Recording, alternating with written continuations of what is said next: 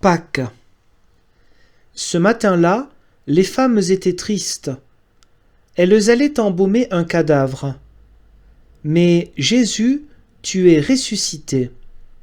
On t'a vu, tu es vivant.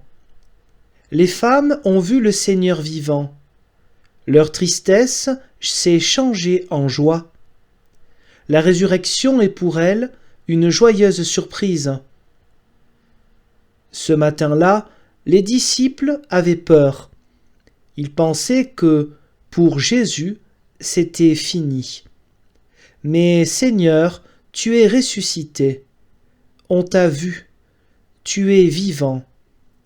Derrière leur porte close, les disciples ont vu le Seigneur vivant.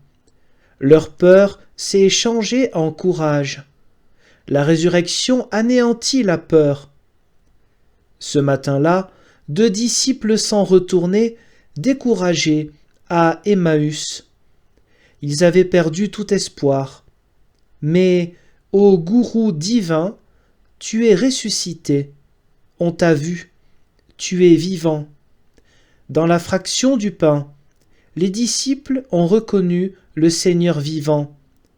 Leur désespoir s'est changé en confiance. La résurrection anéantit le désespoir. Ce matin-là, les prêtres étaient contents.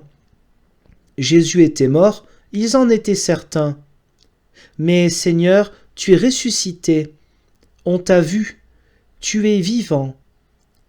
Les prêtres ont appris la résurrection du Seigneur par la bouche des soldats. Leur joie s'est changée en terreur. La résurrection anéantit la puissance du mal. Ce jour-là, Thomas doutait. Il pensait que Jésus était couché dans la tombe.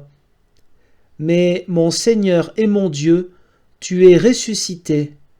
On t'a vu. Tu es vivant. Thomas a vu tes blessures qui sont notre guérison. Son doute s'est changé en foi. La résurrection anéantit le doute. Ce matin-là, Satan était heureux. Il se disait à lui-même « J'ai fait échec au salut ». Mais toi, ô vainqueur de la mort, tu es ressuscité. On t'a vu. Tu es vivant. Satan a appris ta résurrection. Son bonheur s'est changé en déception. La résurrection est la mort de la mort. Je suis souvent déconcerté et troublé. J'ai l'impression que tu ne vis plus, ô mon Sauveur. Mais, mon Sauveur, tu es ressuscité.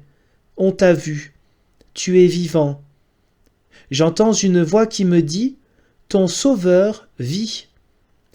Bien que je ne te vois pas, je crois que tu es ressuscité. Alors me remplissent la joie et la paix. La résurrection me transforme, elle fait de moi un homme nouveau. Amen. C'était une prière de Johnson Gnadabarananam, 1933-2008.